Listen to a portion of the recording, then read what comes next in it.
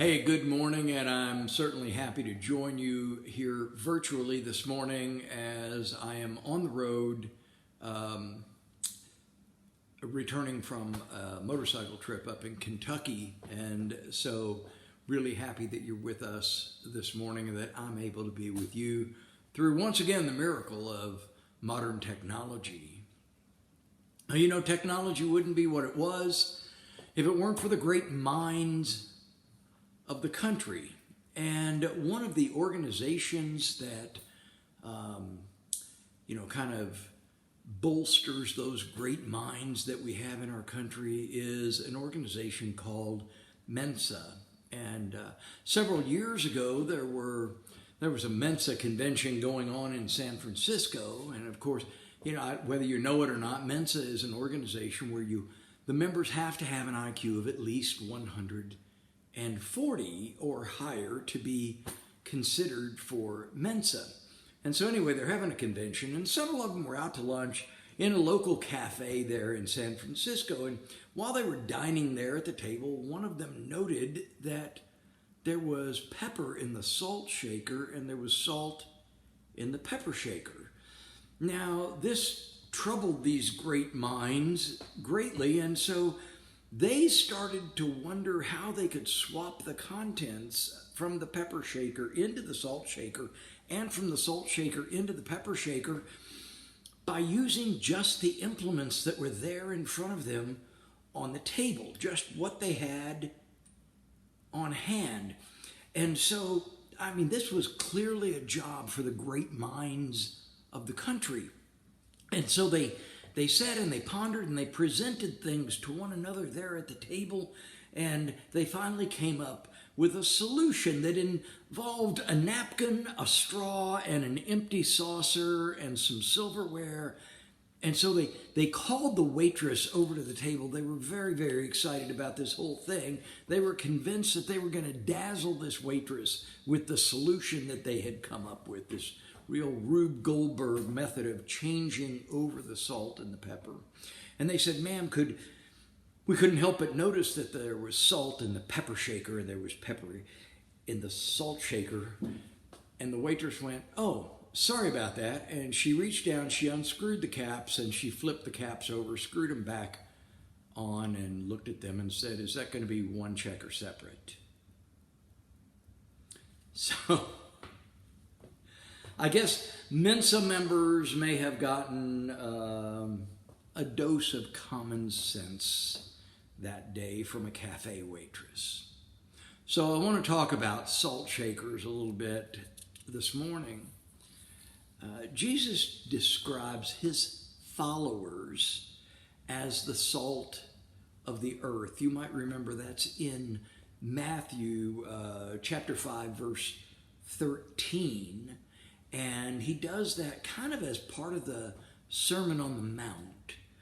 Okay, he says, "You are the salt of the earth." But if salt loses its saltiness, how can it be made salty again? It is no longer good for anything other than to be trampled underfoot. And so Matthew's gospel in there, these words they follow the Beatitudes, blessed are those, and so on. And they're often interpreted by great religious scholars, biblical scholars, as being what Jesus had as expectations for his disciples. Now, Mark uses the same kind of imagery today in the scripture reading that you heard just a few minutes ago in Mark 9:50.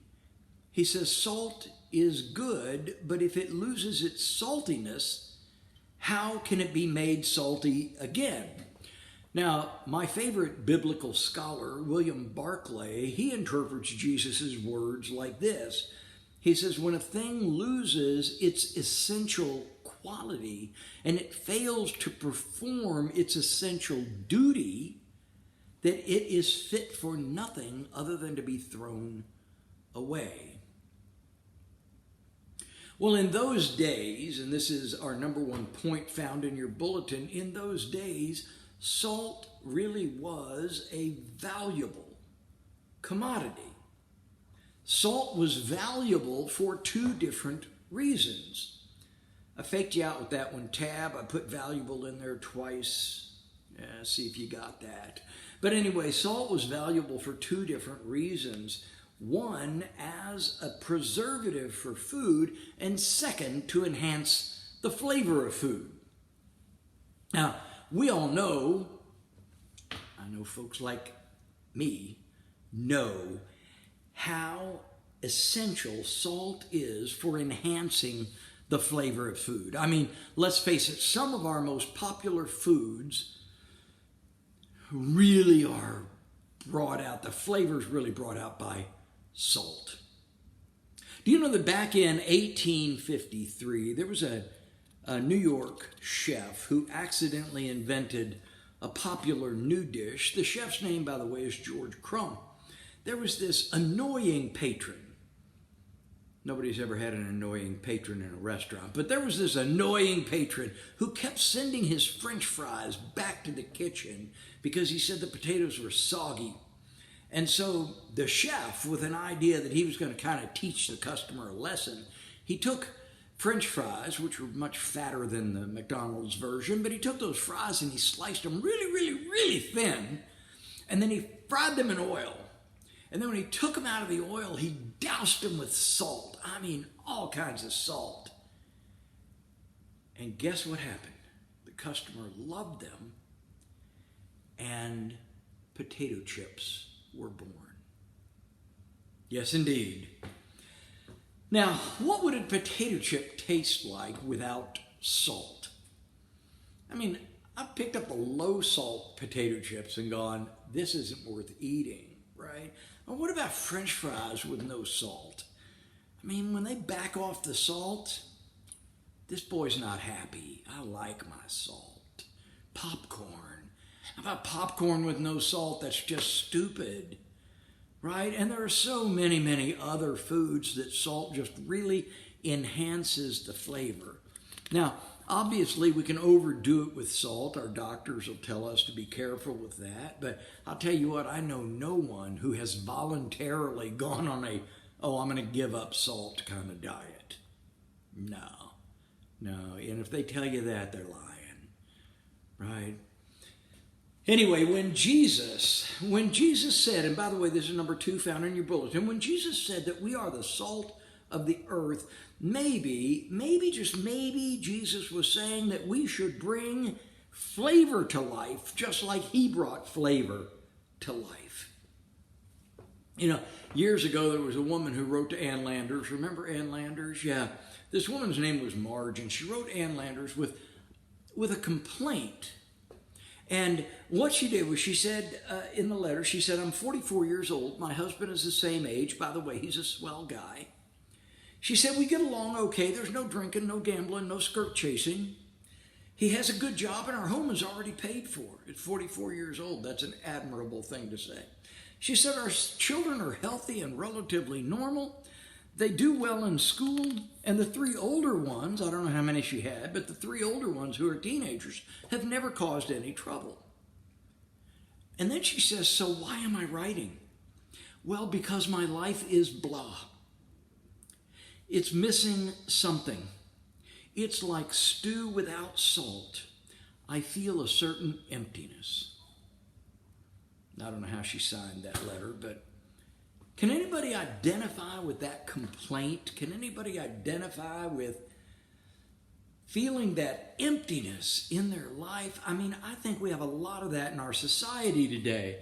Many, many people, I think, deal with emptiness in their lives. And like this woman, their lives just become kind of blah, right? Something is missing. And as this woman said, her life was like stew without salt. Now, moving on to point number 3, how do we bring flavor into people's lives? Well, we do it by showing genuine concern. We let them know that somebody cares for them. It was a Saturday night, a small town in Michigan. It wasn't Saturday night, it was Saturday. there was a 5K foot race going on. And this foot race featured different age brackets, anybody could get in it basically. And there was a 9-year-old boy in the race. His name was Bowden. And he was showing some real signs of fatigue as he was nowhere near the finish line. And behind him was a 19-year-old Marine Lance Corporal whose name was Miles Kerr. And he noticed that young Bowden was struggling a bit. And so Miles offered him some of those words of encouragement that we all like to get every once in a while. And Bowden looked up at Miles and he said, "Sir, would you run with me?" Now, as you know, the Marines never leave a buddy behind, even if that buddy is a 9-year-old boy and the Marine is carrying a full backpack. It took almost 36 minutes for Bowden and Kyle to finish running that 5K race together. But their story was later carried on Facebook under a page called The Seal of Honor.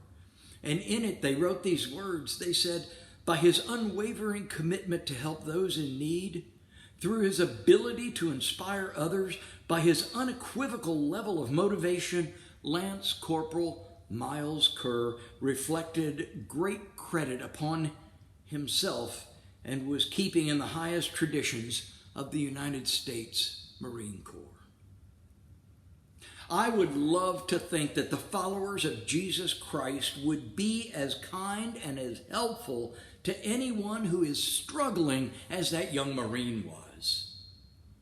Anytime that we show genuine concern for someone else, we are making this world into a better place. We are adding flavor to lives that have no salt in their stew. And we are showing the world that we are indeed, as Jesus called us, the salt of the earth. I recently read about a woman named Martha who was fortunate enough to run into a group of other women who would certainly qualify as the salt of the earth. Now, Martha was a 26-year-old woman who was suffering from ALS. You all know that. It's called Lou Gehrig's disease. And Martha needed help. She needed a lot of help. And when this group of women from Evanston, Illinois heard about Martha, they jumped into action and they began giving Martha round-the-clock nursing care. They bathed her, they fed her, they prayed for her, and they witnessed to her. Now, Martha had never received Christ as her Lord and Savior. She couldn't understand for the life of her how a loving God would let her get ALS. But when she saw God's love coming to her through these women, she eventually became a follower of Jesus Christ.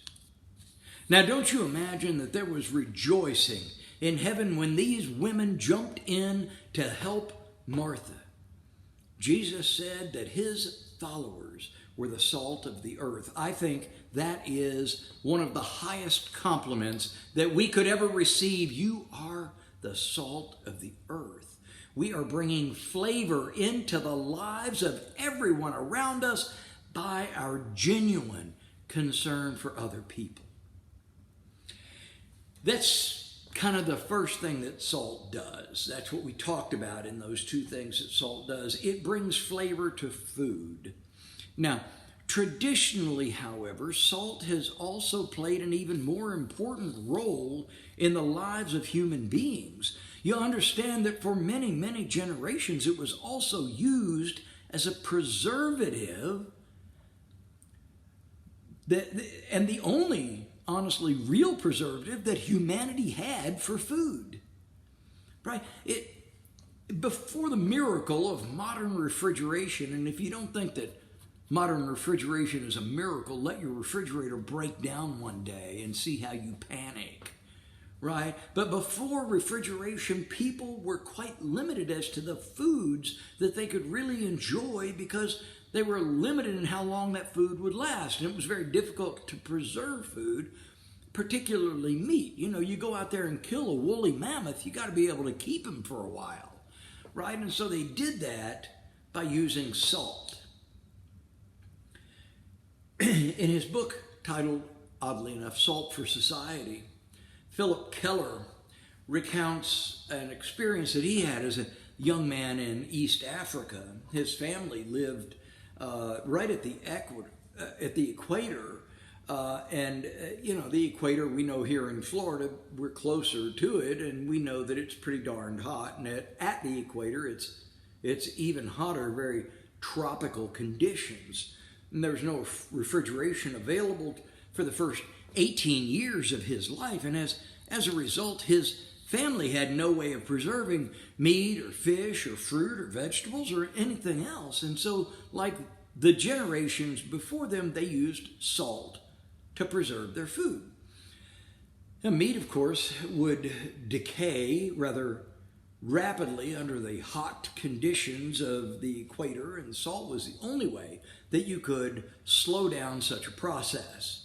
And he recalls how tons and tons of beef and lamb and game were cut up into these really thin strips of flesh, and they were soaked in this salt solution, and then those strips were hung out to dry in the fierce sunlight, and they would become what we now pay big dollars for, jerky.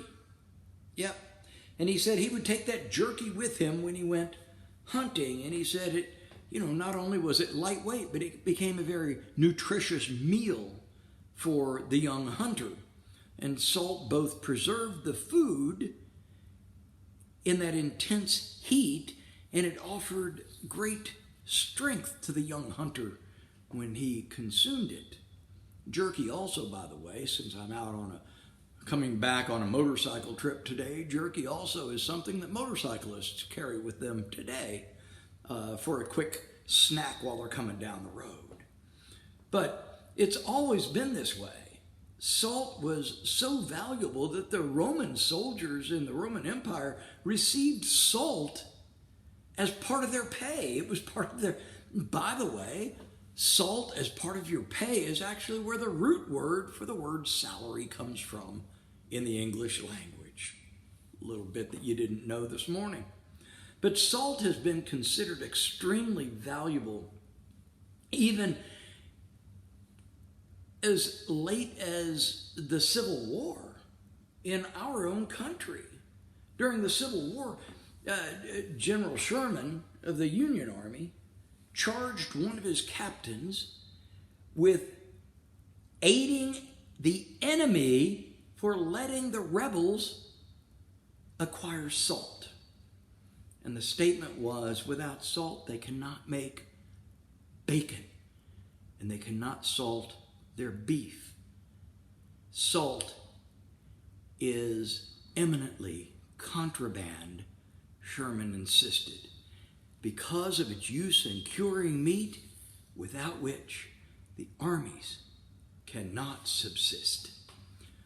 Pretty important.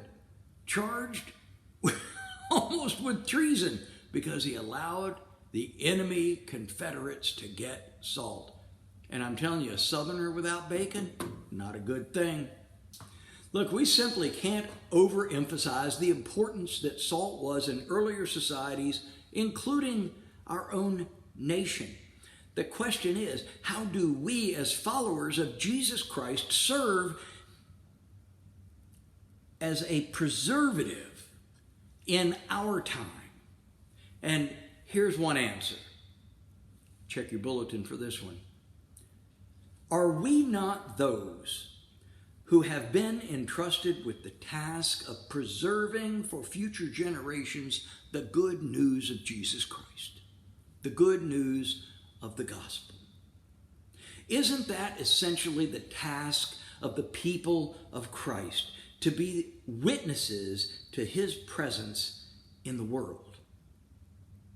I'm kind of reminded of a popular television commercial from a couple of years ago. The golfers in the audience and the congregation might remember this. There were two golfers swatting golf balls around the golf course, and the voiceover comes on, and the voiceover says, greens fees $116, graphite shaft clubs $877, lunch at the turn $13.50, balls and tees $36.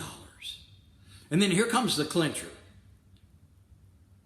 As one miraculous shot bounces across the green and into the cup, the voice says, a hole in one and a witness, priceless.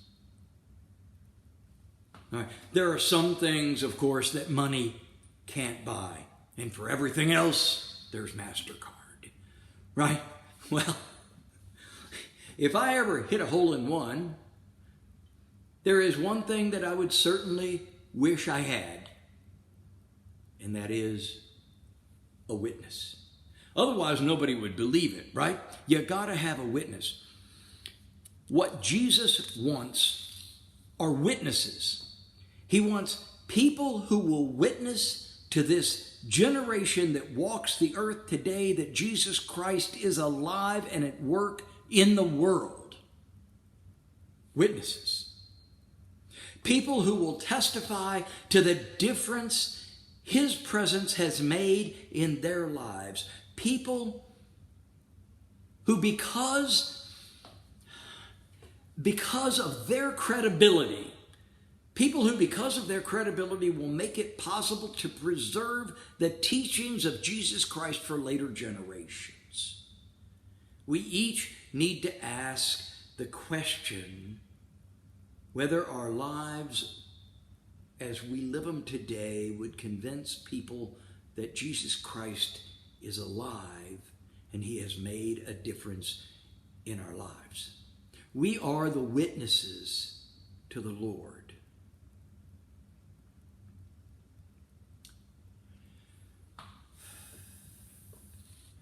Jeremy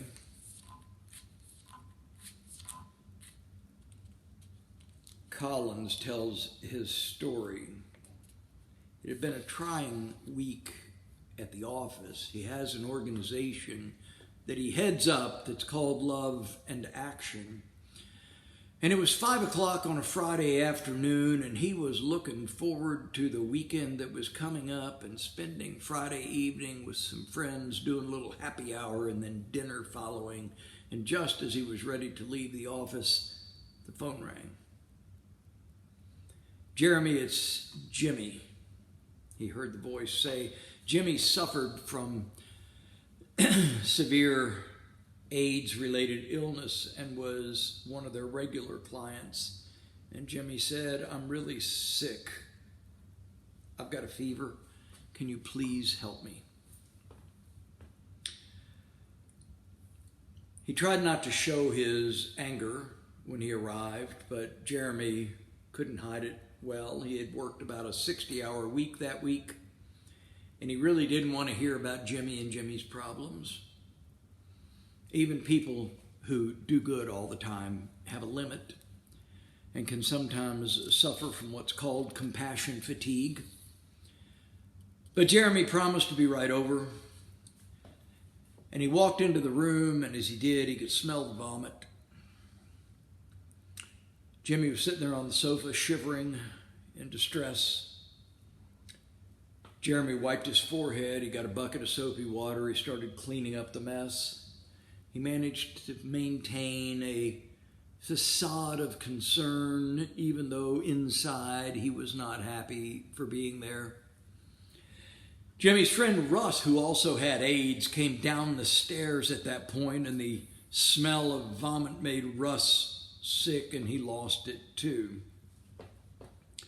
And as Jeremy cleaned up the carpet around Russ's chair, Jeremy said he was ready to explode inside. Here he is cleaning up a mess, not one man, but two.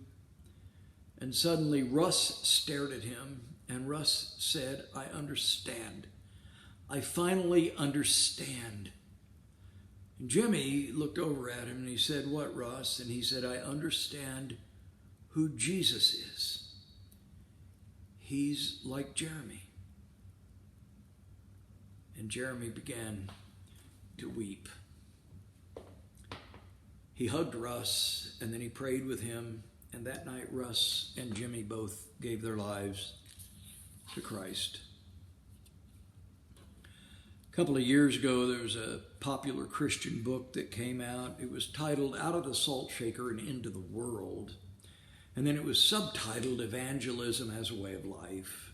It was authored by a woman named Rebecca Pippert.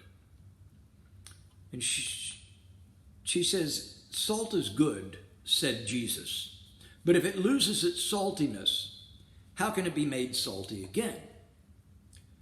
She then says, "Salt is good, but if it stays in a salt shaker, what good is it? How can it flavor life if it's in a salt shaker? How can it preserve food? How can it preserve life if it's in a salt shaker? How do we get the salt that will change the world out of the salt shaker and into the world?" Really, there's only one way, and that is for the followers of Jesus to live as Jesus lived and show the love that Jesus showed, so that a world can see the salt no longer in the shaker, but out doing good work. If a salt loses its flavor, if salt loses its saltiness, can it be made salty again? And the answer is no.